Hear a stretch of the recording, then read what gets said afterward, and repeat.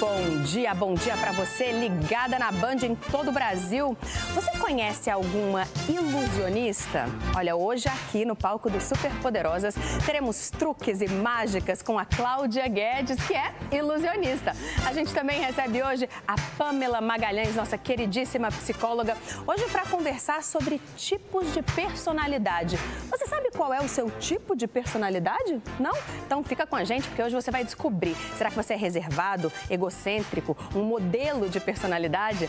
A gente também vai falar de saúde. Você já ouviu falar em TDAH? Essa sopa de letrinhas significa transtorno de déficit de atenção e hiperatividade. 5% das crianças, é a estimativa, tem esse transtorno. E hoje a gente recebe aqui a Luciene Derrian, que é a mãe do Ian, que é um menino fofo e hiperativo. Ela está escrevendo um livro sobre esse transtorno e a gente vai entrar nessa conversa que é útil para todo mundo. É super importante a gente entender a hiperatividade para agir de modo correto com as nossas crianças. E você também vai babar no trabalho de um fotógrafo muito especial.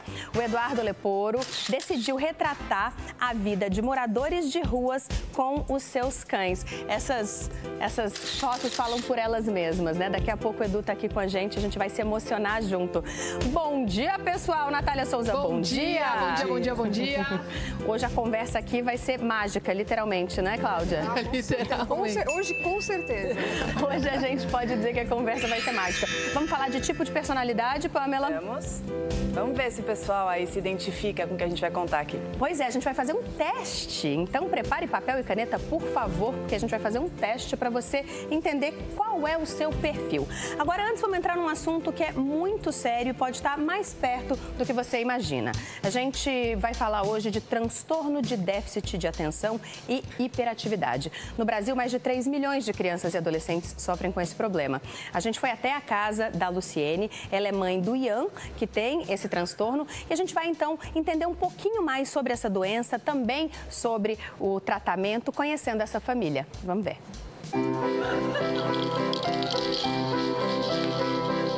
Ele é esperto e também muito carinhoso.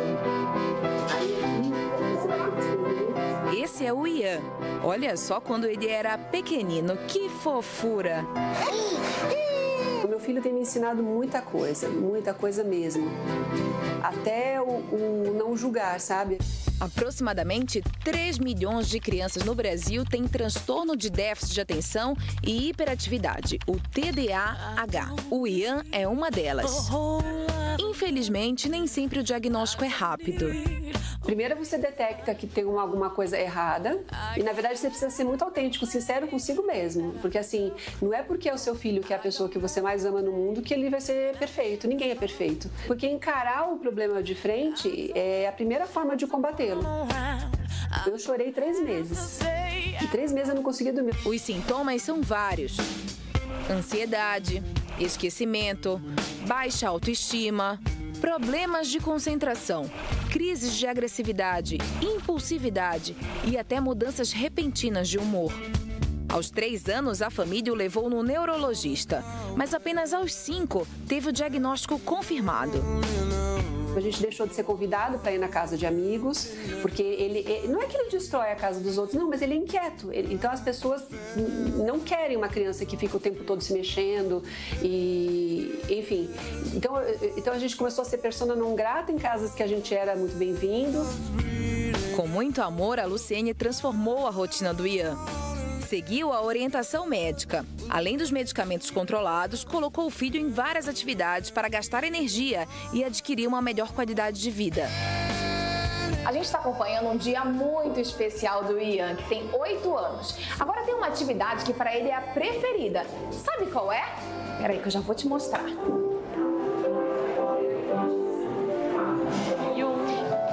Oi, posso entrar? Gente, que bonito! A gente está numa sala de balé. E fecho, abriu e dedo. Marina, como é que tá? Como é que estão esses alunos? Eles são dedicados.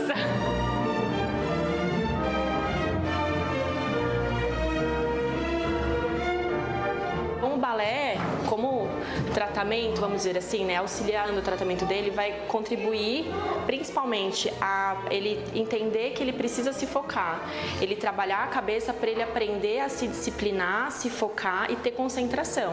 E isso vai desenvolver ele a longo prazo de diversas formas, né?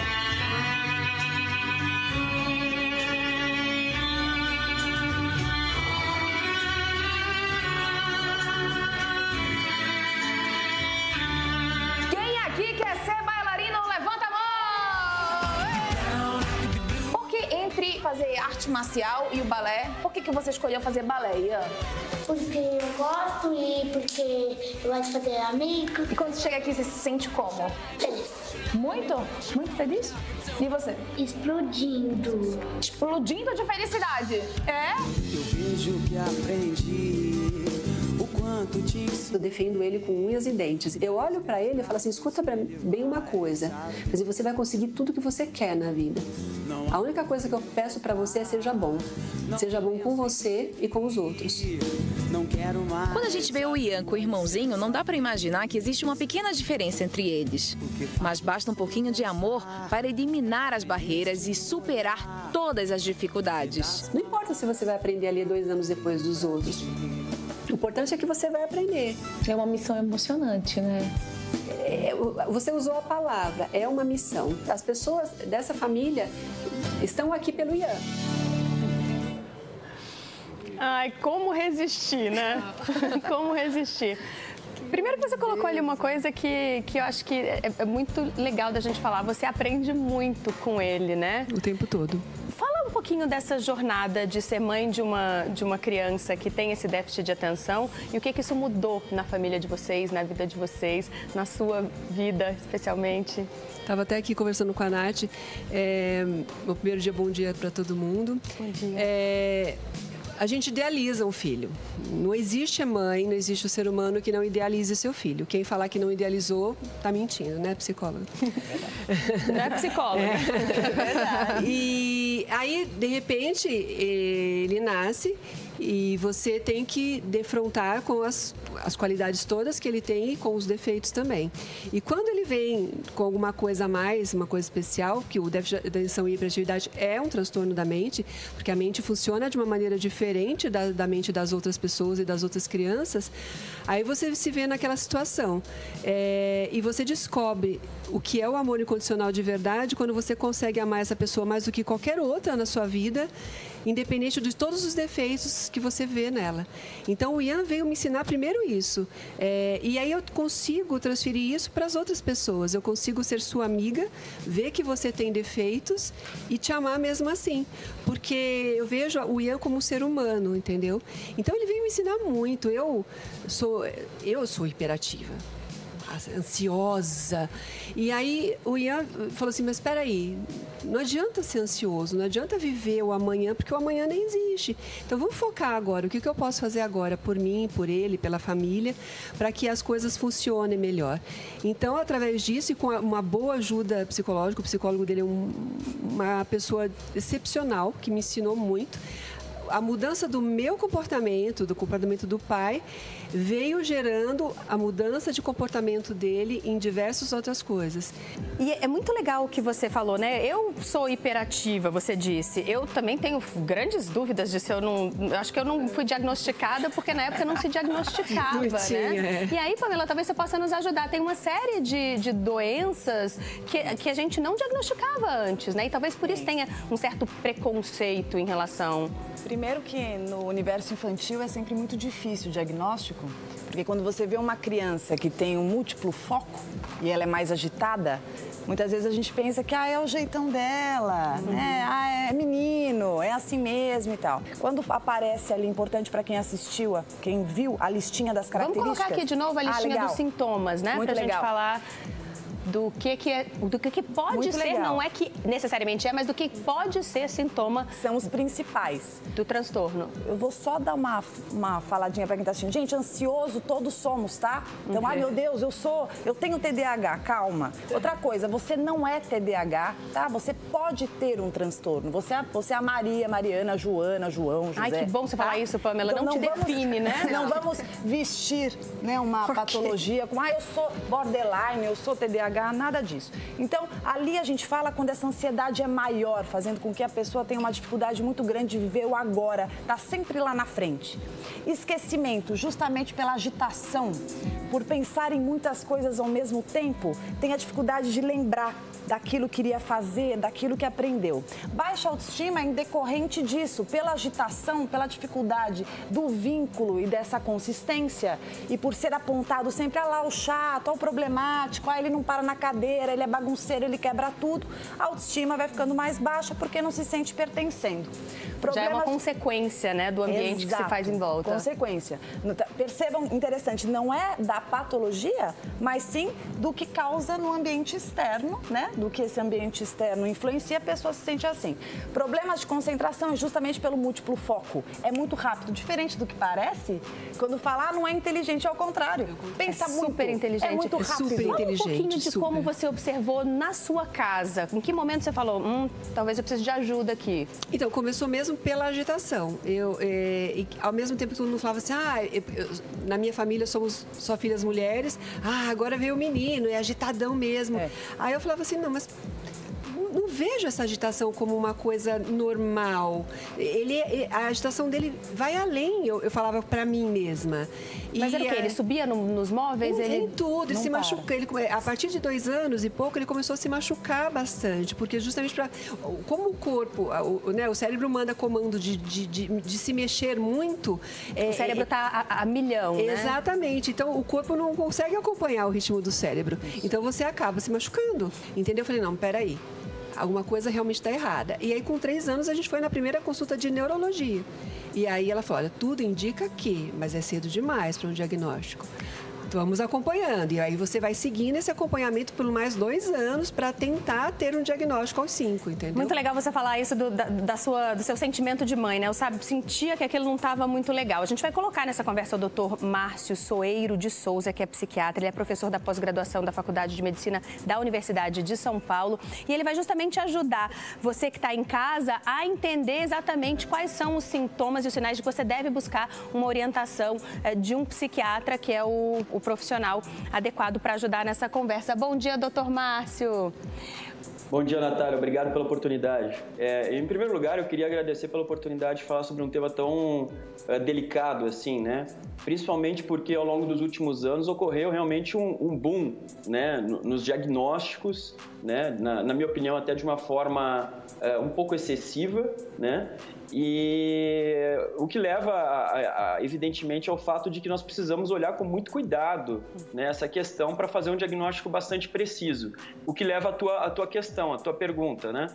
E, na minha opinião, né, a gente tem que ter bem claro que o transtorno de déficit de atenção e hiperatividade, ele é uma questão que nasce devido a alterações no neurodesenvolvimento da criança. É o então, desenvolvimento do cérebro. Acontece o que no cérebro dessa criança? Vamos chamar que isso é alguma consequência de uma imaturidade de partes do cérebro. Nem sempre, quando existem esses sintomas, que são sintomas bastante inespecíficos, né? Porque eles aparecem em várias questões. O guarda-chuva fica muito grande. Isso. E quando a gente fala de uma criança, eu acho que o que a gente tem que ter mais em mente é a questão de fazer um diagnóstico diferencial disso com uma criança que pode estar sofrendo de transtornos de ansiedade, com uma criança que pode estar tendo uma reação, né, a problemas no ambiente familiar, com uma criança que pode ter algum problema de aprendizado, né? E com uma criança que pode ter algum transtorno de conduta que precisa ser também bem avaliado. Mas eu queria que o senhor falasse sobre assim, a segurança do tratamento, como é que a gente tira as dúvidas de quem de repente tem um certo receio de dar esse tipo de medicamento forte para uma criança? O tratamento desse problema que nós estamos falando, ele é sintomático, né? A gente não vai fazer um tratamento que vai buscar uma normalização de tudo que a criança está sentindo, né? Então, portanto, a gente vai usar medicações que vão incrementar a atenção, né? Medicações que podem diminuir a ansiedade. Então, o princípio básico do tratamento é esse. E eu até peguei um pedaço que eu vi a Pamela mencionando, que essas crianças, elas pensam demais, né? O pensamento é muito acelerado. E vamos lembrar que isso pode ser causado também por ansiedade. Uma das principais causas de ansiedade, né, de consequências, é a aceleração do pensamento. A pessoa está aqui, mas ela já está pensando no que ela vai fazer lá na frente, o que leva ela a não focar no presente, né? Então, a diminuição dessa velocidade, a diminuição da ansiedade, leva, sim, a uma melhora dessa questão da atenção e da hiperatividade. E eu também queria acrescentar que eu acho que, eu não sei se foi mencionado já, mas é importante a gente ressaltar que existem 3 tipos principais de apresentações, né? Que é a apresentação onde existe, sim, um misto da falta de atenção, da impulsividade e da hiperatividade, que é a maior parte dos casos, que é cerca de 85% dos casos. Existem outras 2 apresentações, uma na qual predomina a falta de atenção, exclusivamente sem a hiperatividade, né? E outra que predomina a maior impulsividade. E cada uma tem um tipo de tratamento, né? Um tratamento distinto. Muitíssimo obrigada, doutor Márcio. Ajudou muito, esclareceu muitas dúvidas e parabéns pelo seu trabalho aí no Hospital das Clínicas. Até uma próxima conversa. Bom Obrigado, dia. até a próxima. Bom dia. Luciane, eu queria te ouvir sobre o livro que você está escrevendo, porque eu imagino que esse livro trate de todos os assuntos que a gente está falando aqui, mais um pouquinho, né? Essa angústia de dar ou não dar o remédio e tantos outros assuntos.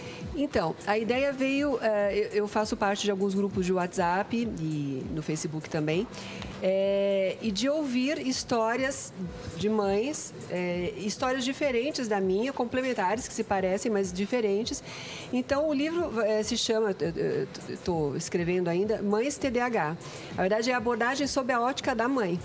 Então, eu começo falando um pouco do distúrbio, fiz a lição de casa direitinho, me informei muito, né? Um pouquinho da parte técnica, mas tentando passar no livro de uma maneira bem mais fácil.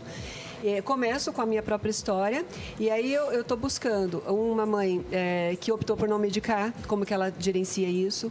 Uma mãe, eu já vi casos de o pai não ter suportado a viver na família, a criança então abandonou a família e a mãe cria a criança sozinha, vai ser um outro caso. Então eu quero fazer a abordagem sob a ótica de diversas mães que vivem situações diferentes, que eu me considero muito privilegiada, eu consigo pagar o balé, ele tem na escola uma psicóloga, uma assistente terapêutica que o acompanha alguns dias da semana.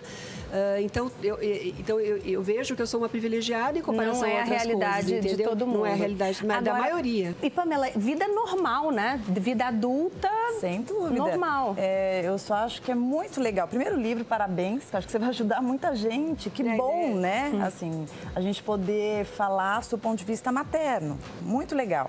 Agora, hoje a gente vai falar um pouco de personalidade e é o que a gente está falando. A gente está falando de um transtorno que muitas vezes pode ser confundido com a personalidade. Então, às vezes, a criança ela é apontada como o bagunceiro, né? O desorganizado, o que quebra tudo, quando, na verdade, ele está precisando de uma ajuda maior, principalmente medicamentosa, além da psicoterapia, para que ele consiga atingir esse equilíbrio. Então, você não tem ideia do quanto você está salvando não só essa criança, como tantas outras, e para este universo adulto também não ser levado com tantas consequências e traumas de algo que tenha sido negligenciado. Mas você sabe que a opção por medicar é a mais difícil para a mãe, pelo menos para mim. Eu chorei 3 meses. Claro. Eu falei, não vou dar, eu vou segurar, né, o touro no chifre. E tem gente que opta por não medicar de final de semana, nas férias. Aí a psiquiatra falou assim pra mim, eu falei assim, o que você acha disso? Ela falou assim, por que a escola merece qualidade de vida e você não? A sua família não? Nossa, é tão simples como raciocínio, entendeu? A partir do momento que eu absorvi isso, ele toma constante. Ele não para, nem nas férias, nem nos finais de semana. E a gente tem qualidade de vida com ele. Ele está mais feliz, ele está mais envolvido, mais focado, mais calmo. Por que não? Maravilhoso, que muitas pessoas possam aprender com o seu livro, que a gente vai querer